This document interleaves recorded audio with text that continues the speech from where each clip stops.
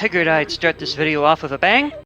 Okay, hello everyone. In today's video, I shall be doing a character overview on Oichi, a very interesting character. She's a mode change character, sort of similar to like Abba from Guilty Gear. Anyway, let's get into it. So, she's a mode change character, and this is her normal mode right now, the mode which she starts the round off in, and she starts off not terribly good. Most of her normals are pretty slow, and oh yeah, and her jump, it's very floaty. This is a pretty bad jump, all things considered. Her air dash isn't all that better either. However, uniquely enough, it's sort of curved like that, yeah.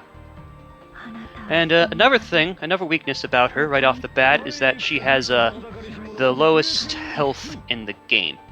Anyway, yeah, this is her 5A. Pretty decent poke, but you know, you can't get any combos off of it. You can get combos from her 2B, pretty okay, normal. This is where her main B and B looks like, by the way. Yeah, let's talk about her special moves. So she has this sort of pinwheel attack, done by inputting either 214B or 236B, and you can hold it. And as you can see, it influences the opponent's position. Another thing that this move can do is reflect projectiles, actually. So look at this. And this is probably the best projectile reflector move in the game. It has a very long duration, which can help deal with some projectiles that other projectile reflectors can't really deal with. Let me just show you an example here.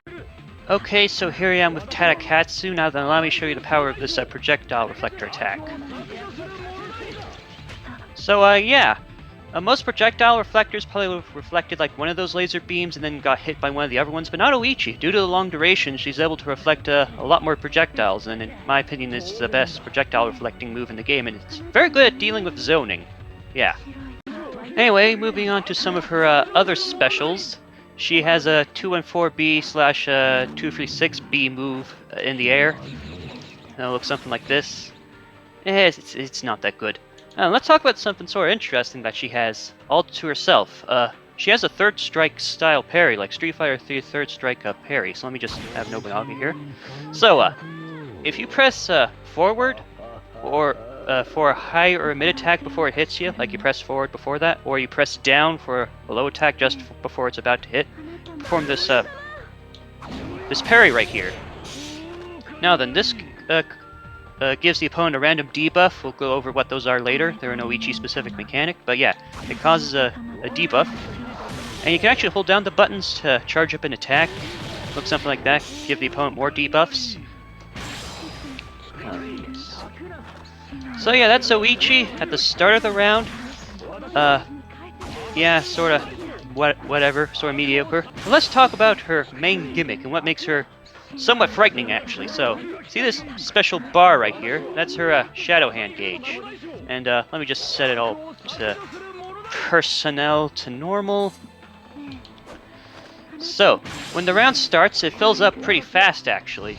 And this is the only time it fills up this fast. Every other time it fills up pretty slowly. Anyway, let's talk about what it does. So, if you do 623A, you do this sort of explosion attack, and then you enter into this stance right here. I like to call shadow hand mode. Now then, as you can see here, by doing 236A, this is also her invincible reversal move. She can only do this once the shadow hand gauge right over here is full. And yeah, she enters into shadow hand mode. Looks something like this. Now I'm going to set it to infinity right here so that we don't leave accidentally. So, shadow hand mode is pretty good. So just look at the screen control right here. Yeah, all of her buttons are really good and they do a lot of damage. And yeah, she just becomes pretty good in this mode. She has some unique forms of mobility. This is what happens when you hold any of the upwards directions and if you press buttons during them. And she has this dash which can go through the opponent, not cross up in the corner. The dash is invincible, by the way. And yeah, just really good screen control. I mean, look at this. She also has a full screen low over here in 2C, and she has an overhead attack. And yeah, the best moves in Shadow Hand mode are by far these hands. So she has 3 versions of these hand moves. 214A summons right in front of her and hits 3 times. 214B hits once and goes behind the opponent. However, the tracking is not very good. This is probably that 214B is probably the least useful. Like it always misses, even in combos. And 214C, it hits 3 times and it spawns wherever the opponent is. It doesn't matter if they're in the air or on the ground; it will be there. Yeah, just very good screen control. Now, they're probably seeing all this stuff down here and wondering what it is. Well, that's the debuffs. Now, whenever you hit any move with Shadow Hand mode, or if you land her parry or do this one super that we'll talk about later, you inflict a random status debuff on the opponent. She has 9 of these things, and they all stack on top of each other. These are stun resistance halved. Oh, shoot. Oh, I suppose that's one other mechanic that I forgot. If you attack the opponent enough, they get stunned. Let me just see if I can cut to an example of this. Okay, so I've switched my opponent to Kenshin over here. I better show off what I'm explaining. So, stun is a mechanic where, if you attack the opponent enough, there's this invisible stun gauge that fills up. And if it fills up all the way, the opponent is stunned, and then you can just wail on them. Let me just show you an example real quick. Okay, so as you can see here, if I hit the opponent enough and now they're stunned right there, the opponent can turn the stick around and mash the buttons to try to escape. And if they're stunned in the air, they're unable to air tech, so you can get some new combos that way. Let's see here. And Kenshin has a significantly shorter stun bar than everyone else, that's why I switched to him. And Tadakatsu has a higher stun bar than anyone else. It's hard to stun him, but easier to stun Kenshin. Everyone else is normal. Anyway, sorry. Who knows? There might even be more mechanics I forget about in those previous mechanics videos. Anyway, on with the rest of the Oichi video. Anyway, as I was talking about before I got sort of derailed right there, whenever Oichi's in Shadow Hand mode, she has one of 9 debuffs that she can inflict randomly, and they do various nasty things. So, they are stun resistance halved, opponent's guard gauge decrease doubled, like they take more guard gauge damage, normal attacks chip. In this game, most normal attacks don't do chip damage, only specials do. Life steal, like she regains life. Opponent's Basara gauge increase halved. Opponent's health slowly decrease, so essentially poison. Half attack power, half defense, and what's probably the most debilitating, she could disable the use of your reinforcements. So, yeah, there it is. So, the opponent can't do anything with their reinforcements, like nothing at all, which is a pretty big deal, as there's some characters that really rely on their reinforcements, like Tadakatsu is one of them. So, yeah, this is all pretty good. However, Shadowhead's stance has one flaw.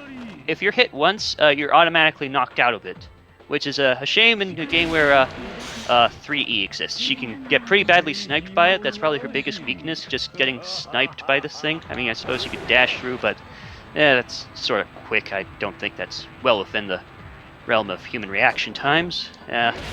Holding up doesn't really help her either.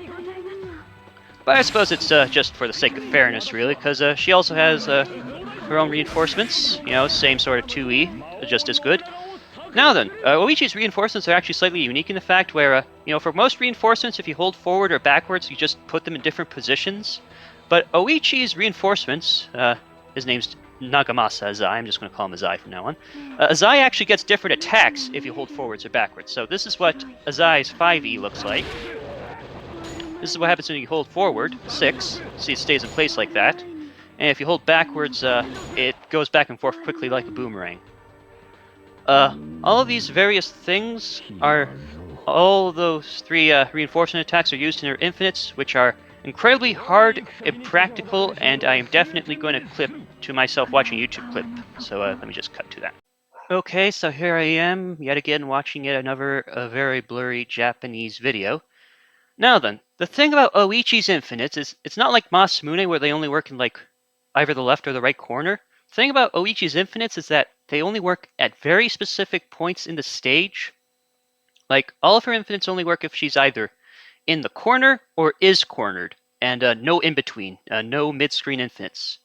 And they only work on 5 characters. Some of them only, she has some infinites that only work on like 2 characters, you know, but she can only infinite 5 characters in the cast. Nobunaga is one of them, so let me just show you this clip right here.